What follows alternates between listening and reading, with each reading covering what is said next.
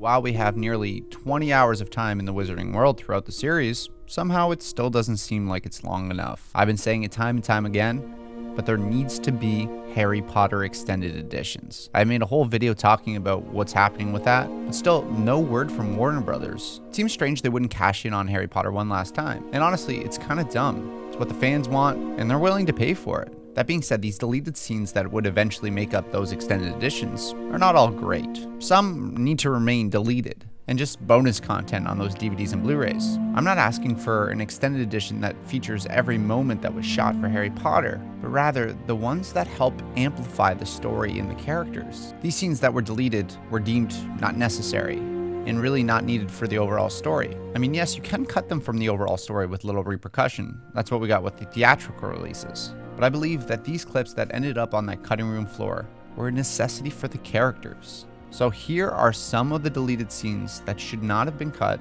and some of the first that should be included in those extended editions if they ever see the light of day. Now, there are some issues when it comes to quality with these clips, and unfortunately, the highest quality isn't always available online, and some of these scenes are extremely hard to find. Some, not at all. But nonetheless, here's a list of the scenes that should be included in an extended edition, and honestly, in my opinion, shouldn't have been cut at all. This one is a massive one. To the best of my knowledge, it isn't on any of the DVDs or Blu-rays, it's not in the deleted scenes or any of the features on any of those discs. Rather, we see it in a behind-the-scenes video.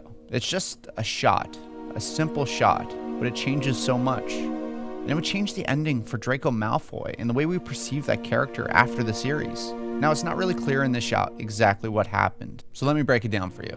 In Deathly Hallows Part 2, right after Harry dies, and he's brought to the courtyard in Hagrid's arms, Neville does his speech, and then Harry wakes up and gets to his feet. Voldemort realizes, and we see this shot in the normal movie, but it actually looked a little bit different when they originally filmed it. They must have shot it in both ways, because here we see Draco running across camera and actually throwing a wand to Harry.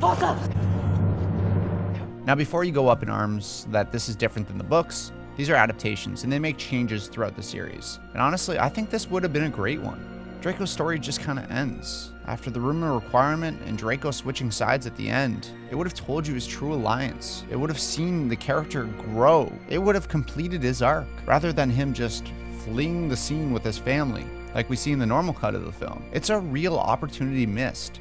That being said, for every deleted scene like this that I think is great, there's ones like these. Hogwarts, Hogwarts, Hoggy Hogwarts, teach us something, please.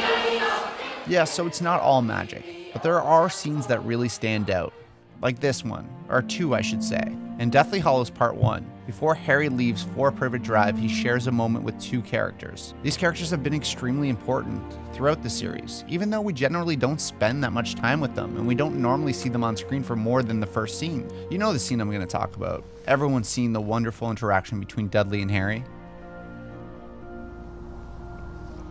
I don't think you're a waste of space. And yes, of course, it's a great scene that should have been included in the first cut, but this scene with Petunia changes the way I view her character. I have lived in this house for 20 years. And now in a single night, I'm expected to leave. They'll torture you. If they think for a moment you know where I'm going, they'll stop at nothing. Do you think I don't know what they're capable of? You didn't just lose a mother that night in Godric's Hollow, you know. I lost a sister. It brings so much more dimension. It gives us a glimpse into her thinking. Petunia goes from a character who's just always hated Harry to a character who's flawed and broken. We take a little bit of the blame off her shoulders, and then I actually watch the series a little bit differently when I see her on screen. I mean, it doesn't make sense why you would cut these scenes. Yeah, sure, they do add a little bit of runtime, I get it, but adding a literal minute to the film for these important moments, they seem criminal to cut. Like little shots and little interactions where we get to spend time with characters who will eventually die. It would actually make us feel that death a little bit more. Tonks and Lupin's amazing reach-out shot is one of my favorite from the original cut, and I appreciate how it sets up their dead bodies eventually touching hands. But don't tell me we don't need this scene as well. You shouldn't have! It's Teddy who needs you. He'll sleep till dawn and snore like his father. It's you that needs me tonight. We are reminded of their son. We see them embrace. We appreciate that they're fighting together. We get more of their story. Harry Potter and the Deathly Hallows Part 2 is 2 hours and 10 minutes long, but they had time for these terrible shots that are laughable in my opinion. They needed to leave this time for those characters. It's small, and it's pretty quiet, but these moments are the times when characters shine through, in the quiet. These scenes aren't flashy, that's probably why they ended up on the cutting room floor, but I love them. Like in Deathly Hallows when there's that simple interaction between Ron and Hermione skipping rocks. Right. Lean back a bit, get quite low. Flip the wrist. Whoa. Oh, you're really good at it. So what, kind of like that?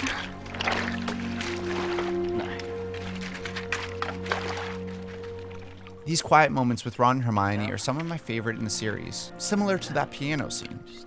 So I'm back then. They just skip some rocks together. It shows us that the war they're currently fighting isn't all-encompassing. There are still moments of beauty among the pain.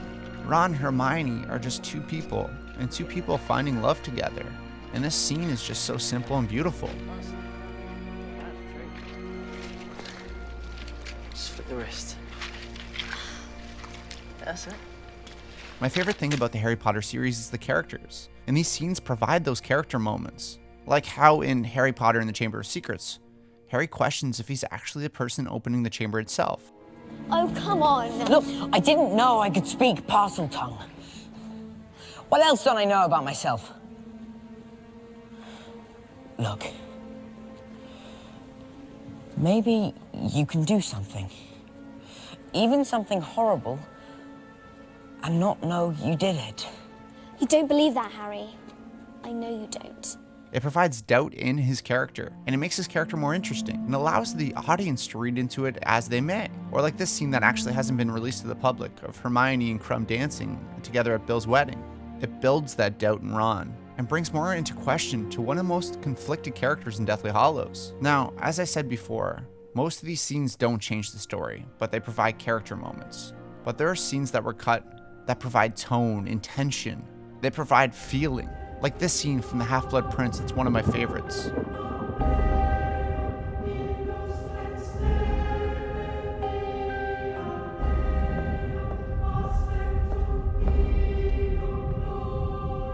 Go to your houses. No dawdling.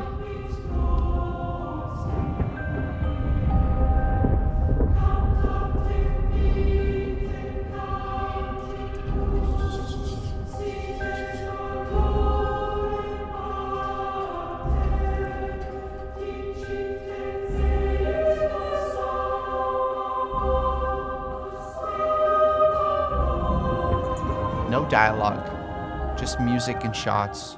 That choir, it's hauntingly beautiful, and it adds a tone to the film that is missing from the original cut. It brings weight to the decision that Snape's eventually going to make. Or this one at the end of The Order of the Phoenix, where Harry has a quiet moment and he actually has a chance to grieve for the first time.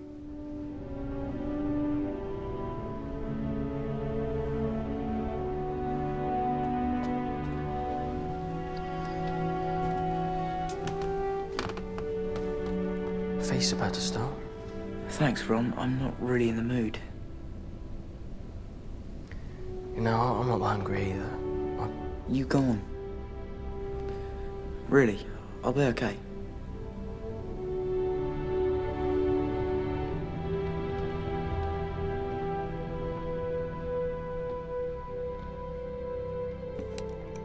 It gives us a moment to finally internalize the death of Sirius Black. The original movie and the cut and pace doesn't give us a moment like this, and it's very much needed, especially when Sirius Black has been so important to Harry's character throughout the film and series.